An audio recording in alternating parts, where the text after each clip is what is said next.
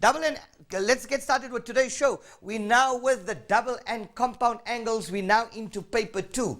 Now, we need to understand what are the double and compound angles. In one of our live shows, we touched on these concepts.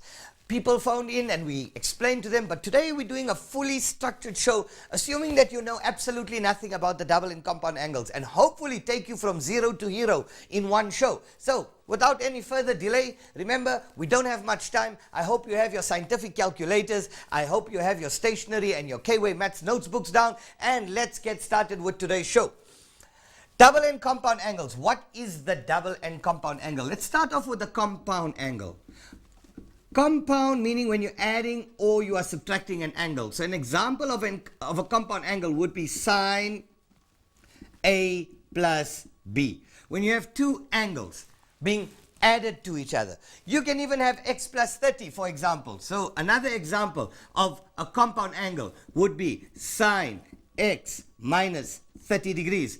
X representing A, 30 degrees representing B. Now, why do we have these double angle or these compound angle formulas?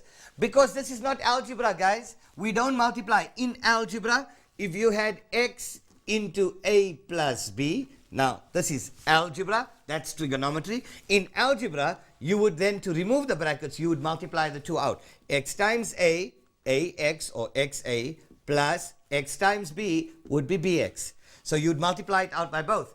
But this is trigonometry, guys. We're not dealing with this. Whenever you see a compound angle, angle added or subtracted, there is a certain formula, there is a certain format in which you break it up. So let's get started. If you have sine A plus B, this here breaks up into sine cos, cos sine. So sine cos, cos sine. So for sine, sine cos, cos sine. And to help you to remember what's the sign in the middle, what's the sign, is it a positive or negative? Just remember, S for sine, S for sine, it stays the same. S for stay. So for sine, we can then say the sign in the middle stays the same. So here goes. If it's positive there, it's positive here. And all you do now is you put in your reference angles in exactly the same order.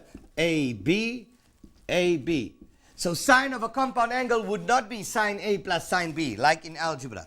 It's got nothing to do with algebra. This is trigonometry. So sine A plus B would be sine cos, cos sine. Just remember it like that. It's easy on the tongue. Sine of a compound angle, sine cos, cos sine. The sign stays the same. Sine of a compound angle, sine cos, cos sine, the sign stays the same. Another example. If I told you sine x minus 30. Now, this is also a compound angle. How do we break it up? Sine cos, cos sine, and hopefully some of your parents are singing the song over the eating table at home as well. Sine of a compound angle, sine cos, cos sine, and the sign stays the same. That's a negative. So now we place our angles, x 30, x 30. And that's how you would break up a compound angle in trigonometry. So sine of a compound angle, sine cos, cos sine, the sign stays the same.